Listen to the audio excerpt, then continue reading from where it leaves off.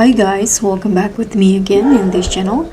So on today's tutorial, I'm going to show you how you can recreate Sabrina Carpenter's signature hair look in DTI.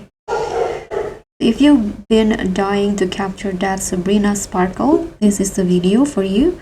And let's just get started to create the exact hair and color combo for that Sabrina glow.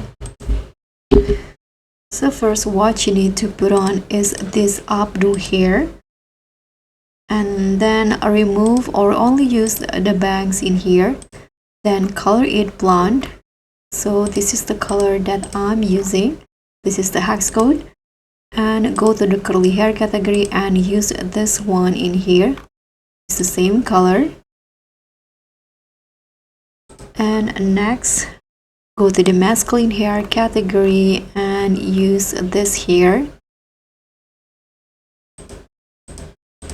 Change the color, and for the hair, use only the bangs. Next, go to the straight hair category and use this two hair in here, and also this one. Now go to the wavy hair category and use this wavy hair. Next, go to the bangs category, and then use this pink bangs. And last one, go back to the updo hair category and use this one. And again, toggle it into only the bangs.